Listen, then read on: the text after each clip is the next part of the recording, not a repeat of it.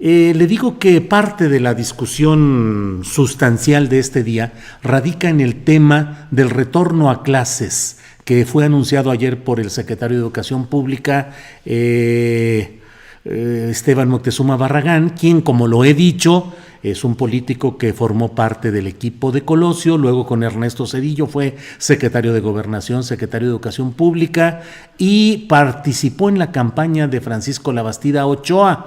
Cuando esta candidatura priista a la presidencia fue derrotada por Vicente Fox, Esteban Moctezuma entró en una especie de retiro de la política partidista, ya no hizo más política en el PRI, pero durante 17 años fue director o presidente de Televisión Azteca, de Fundación Azteca. Y ahora, como secretario de Educación Pública, ha anunciado con bombo y platillos este acuerdo con 4 de las grandes televisoras nacionales para difundir los contenidos educativos. ¿Qué significa esto? ¿Hacia dónde va? ¿Es bueno? ¿Es malo? Híjole, creo que no hay mejor voz que la que hoy nos honra estando en este programa, que es el doctor Manuel Gil Antón, quien, como ya les he dicho, es director académico de Educación Futura, académico del Centro de Estudios Sociológicos del Colegio de México y un especialista, yo creo que el mejor, pero bueno, en temas educativos. Manuel Gil Antón, buenas tardes. Julio, muchísimas gracias. Yo no competiría por ser el mejor, competiría por ser el que al que más le apasiona el tema. Ahí sí, bueno, estoy con otros en una buena cantidad. El especialista, pues, más apasionado en temas educativos. Bueno, sí, compito con varios. Porque sí.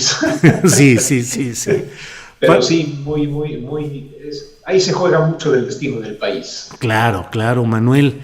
¿Cuál es tu primera lectura sobre este tema de lo que ayer se anunció en Palacio Nacional, lo que ha anunciado el secretario de Educación Pública y pues la participación de las grandes empresas de televisión privada en este proyecto, y si esto es una decisión acompasada con todos los factores que concurren en este tema o acaso no hubo esa concertación? En fin, por favor, tus palabras, Manuel. Julio, yo quisiera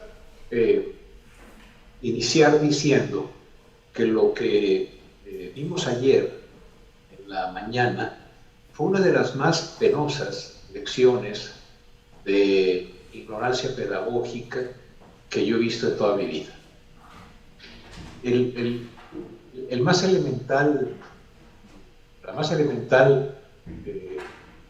información al respecto de lo que es el proceso educativo sabe que está totalmente descartado como proceso mediante el cual realmente hay aprendizaje, cuando lo que tú haces es decir, va a haber un emisor, un transmisor y un receptor. Eso fue lo que se dijo ayer en Palacio. La SEP, el logro filantrópico en su versión pedagógica, va a decir la palabra única, la palabra para todo el país, con independencia de su diversidad. Segundo, se hace un acuerdo con las televisoras para que no falte, como el Big Brother, para que no falte ningún espacio en que esa palabra verdadera llegue. Y para ello necesita que todo niño, niña y adolescente, lavándose la cara, como dijo el presidente, y levantándose temprano, ponga una sillita y una banquita y una mesita y esté muy atento a la tele, porque ahí van a ser las clases. Y luego el profesor Moctezuma dice, oigan, no es entretenimiento, son clases y luego va a haber evaluaciones. Julio, pensar que se aprende como receptor pasivo de algo que transmite a alguien, ya sea personal o a través de una pantalla, es lo que diría Paulo Freire, la educación bancaria, en la cual se supone que el aprendiz es una cubeta vacía, que es atendida por un maestro o un sistema escolar que tiene un montón de saber, digamos agua, y lo llena como si pudiese entrar a su cabeza y darle conocimiento. Uh-huh. Eso hace decenios está superado, Y fue lo que ayer se hizo. Ayer se dijo, vamos a continuar. Y vamos a continuar con este esquema. Emito, transmito y necesito un receptor. Y ese receptor va a tener un gran apoyo pedagógico, el libro de texto. El libro de texto es una prótesis, entonces, en vez de ser un material con el cual trabajar. Esa sería mi primera reflexión, Julio. O sea, se desperdició, se echó por la borda todo lo que había hecho el magisterio en la primera etapa de la Aprenda en Casa, que fue cuando se suspendió la presencial y se tuvo que hacer una escolarización remota de emergencia. Ahí hubo un montón de creatividad. Muchos profesores y profesoras hicieron cosas que hasta enternecen, fíjate. Porque el país es muy diverso, es distinta a la escuela de una comunidad, a la escuela de un barrio, a la escuela de una cuadra, a la escuela de una ciudad, ¿no? Bueno, hubo comunidades en las cuales los maestros iban, localizaron las casas de los niños y desde la mitad de la calle, con sanísima distancia, atendían al niño que estaba asomado en la ventana y le decían, a ver, ¿qué te pasa? Oiga, es que no entendía esto y tal, y le atendían personalmente, sin riesgo. Otros, a través del WhatsApp, y haciendo a veces uso del WhatsApp en un edificio o en una cuadra que se lo pasaban para poderlo usar, sanitizándolo, ¿verdad? Es decir, hubo experiencias. ¿Y qué volvió a pasar, Julio? ¿Qué volvió a pasar, estimada audiencia? Que la voz del magisterio mexicano otra vez fue suplantada por el supuesto saber omnímodo de una Secretaría de Educación Pública que es incapaz de escuchar a otro que a sí mismo. No escuchó la creatividad de sus profesionales de la educación. Entonces, así la veo, ¿no? Un sistema pedagógico absurdo y haber acallado al magisterio y ni siquiera tomarse la molestia de preguntar a los niños, a las niñas y a las mamás y a los papás de familia y a los abuelos, oigan, ¿cómo les fue? Para ver si mejoramos las cosas. No, se resuelve unificando todo y claro, hoy tenemos el sistema educativo que Pink Floyd llamaría otro ladrillo en la pared, nada más que es un ladrillo del tamaño de una pantalla. Híjole.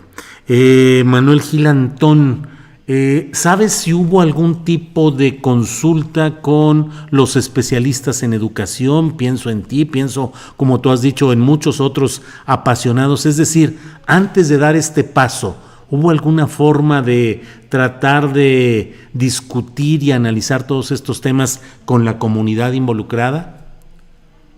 Mira, yo lo que te puedo decir es que no tengo noticia de que se haya organizado de una forma, digamos, inteligente y sensible por zonas escolares, por regiones, ¿no? Por distintas modalidades escolares, reuniones de profesoras y profesores que son los que saben, no los expertos en términos de que hemos estudiado el fenómeno, sino los que están ahí a ras del aula, ¿no? Con el GIS en las manos. No se les, al juicio, esa no fue la base de la decisión. O sea, no se les consultó. Lo puedo afirmar por lo que me dicen a mí mis amigos profesores. Luego, en alguna ocasión, fui convidado por medio de la Subsecretaría de Educación Pública a una reunión como de Zoom, etcétera, en la que se iba a anunciar pues, cómo se le iba a dar seguimiento al principio de la pandemia, ¿no? Y entonces, yo me acuerdo que uno de los afanes de varios de nosotros era decir dos cosas. Una, los aprendizajes esperados que se tenían programados para este año y para el ciclo pasado y para el ciclo que viene, están pensados para un mundo sin pandemia, porque nadie podía preverla. No podemos acusar a la SEP de haberla producido. De lo que sí podemos decir que le falta inteligencia y sensibilidad es ¿por qué? Porque los aprendizajes esperados en una escuela en medio de la pandemia tienen que cambiar. sea, si la escuela es una institución social y vive la circunstancia que vive la sociedad en la que está inserta, los aprendizajes esperados en términos en días pandémicos, en días de muerte, en días de contagio, en días en que el otro es el principal riesgo que yo tengo porque me puede contaminar, etc. Eso tiene que ser el material central que debe dar eje a lo que tenemos que aprender. No se modificó el aprendizaje esperado, y si se esperaba que se supiera hacer fracciones de 3 términos y calcular el múltiplo común denominador, lo que sea, o el área de los triángulos, eso sigue siendo lo que se va a evaluar, aunque los niños lo que están viviendo, y las niñas y los adolescentes son otra cosa. Entonces, lo que se dijo es, no es correcto decir la escuela en casa, sino aprender en casa. Es decir, que la SEP, y lo dijimos, a través de la televisión, que es el medio más democrático, Julio, en el sentido de que la mayoría, la computadora está muy desigualmente distribuida, la conectividad no se diga, pero la tele, digamos, más o menos todos hemos tenido algún centavito para comprar. Bueno, sí, a través de la tele, pero a través de la tele, ¿qué? Estímulos para aprender, no clases para repetir, no lecciones para memorizar y hacer planas. Aprender en casa es cómo, digamos, ofrecer material para que, junto con la posibilidad de vínculo con los profesores, la que se pueda, se buscó. Hubo profesores que escribieron cartas. ¿Quién escribe una carta hoy? Pues profesores que escribieron cartas y recibieron cartas de sus estudiantes para mantener el vínculo. Sí. Perdón, sí, eso se sugirió y pues no, yo no veo que se haya reflejado, ¿no? Claro. Manuel, están en el chat muchos comentarios y preguntan, bueno, ante la realidad, ante los hechos concretos, en la realidad objetiva de hoy, ¿qué otra cosa se podría hacer? Dicen, es lo único posible ante el aislamiento, ante la situación derivada de la pandemia. ¿Qué se podría haber hecho, Manuel Gil Antón? Sí, yo he recibido mucho este mensaje de, en efecto, hay limitaciones, pero no hay de otra. Yo digo que sí hay de otra. No quiero decir que se haga educación presencial, sería poner en riesgo la vida, y eso está hoy,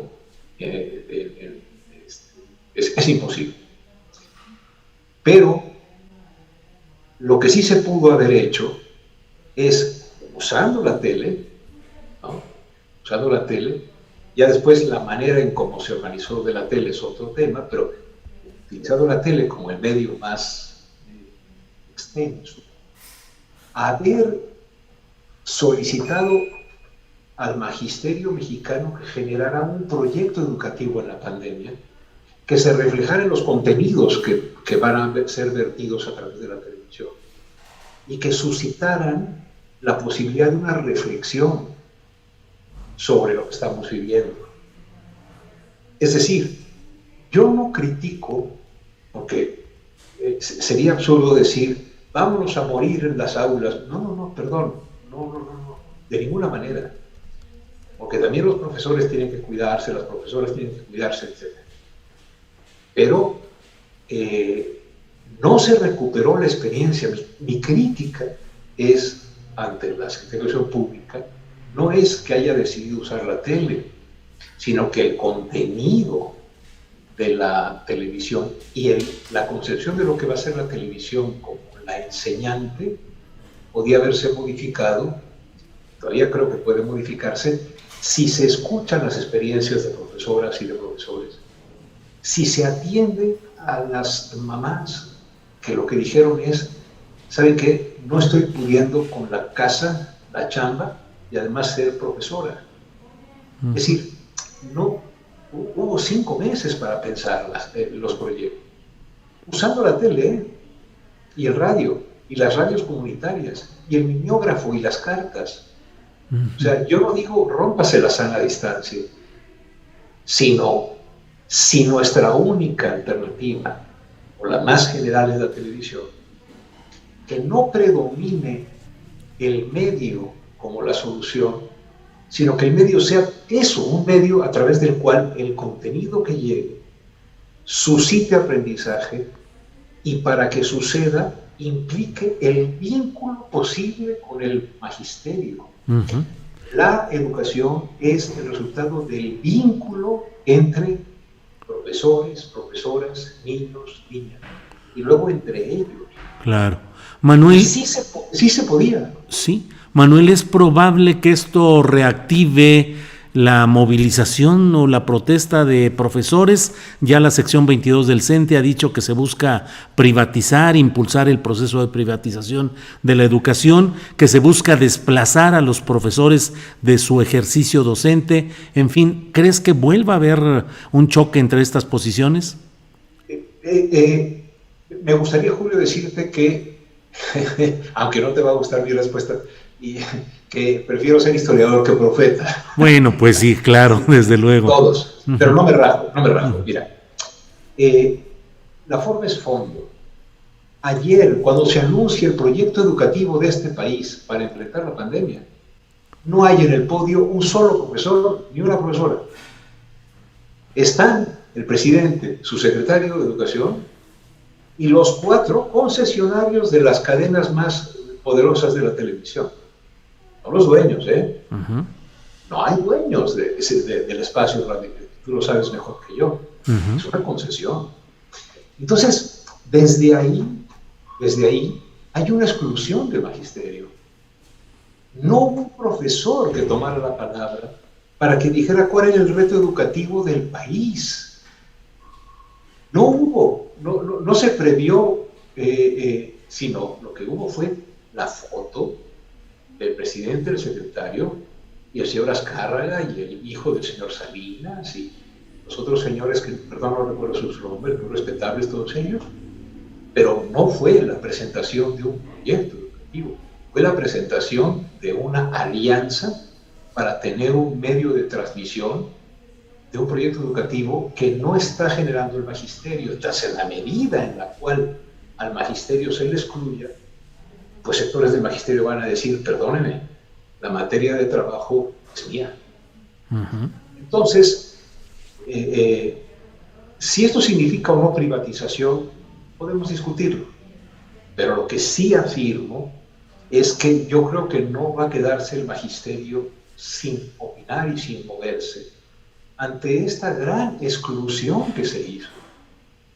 Julio, es decir, a 1.200.000 personas que de ello viven, trabajan y tienen experiencia, no se les preguntó, oye, ¿cómo te fue con el Aprende en Casa número 1? O se les preguntó muy superficialmente. No se presentaron proyectos alternativos. Claro. Lo que se dijo es, para mí, lo que ayer se presentó es un modelo de control del proceso escolar y no un proyecto educativo para enfrentar uno de los hechos más dolorosos que nos ha pasado en la historia humana. Pues los tiempos y las circunstancias parece que harán que este proceso tenga su culminación el próximo 24, cuando sea el retorno virtual a clases. Quiero decir, Manuel Gil Antón, que pareciera que no hay muchas posibilidades de corrección sobre la marcha de lo que ya va encarrerado.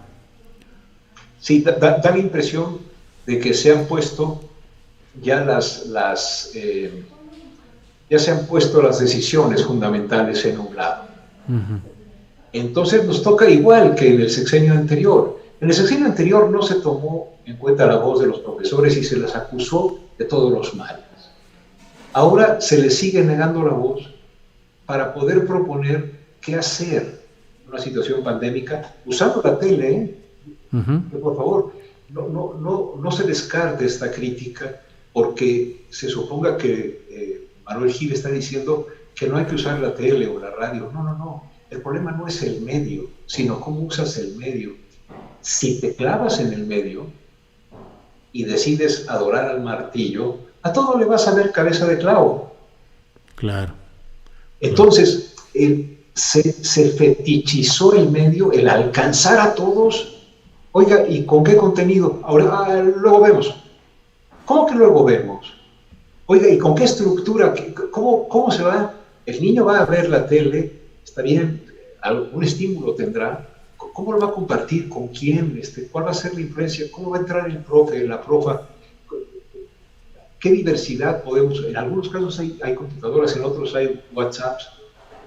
¿Por qué no se decretó como apoyo a la educación mexicana que no costara la conectividad? Claro. ¿Y a qué diciembre? Pues Manuel Gil Antón.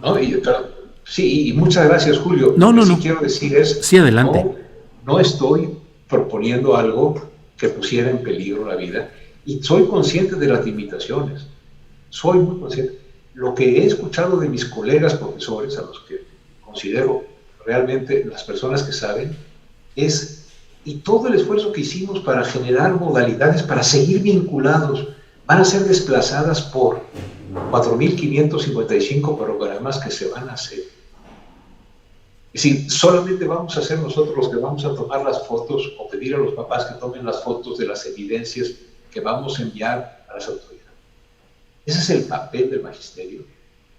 Ese es mi planteamiento. Manuel Gil Antón, muchas gracias por esta posibilidad de tener tus reflexiones con toda la amplitud y con toda la precisión que lo has hecho, y seguiremos hablando de este tema que creo que va para largo, Manuel. Muchas gracias, Julio, y muchísimas gracias a ti por sostener estos espacios de libertad, incluso de la posibilidad de la diferencia. Claro. Gracias, Manuel Gil Antón. Buenas tardes y seguimos en contacto. Gracias, Julio. Hasta luego.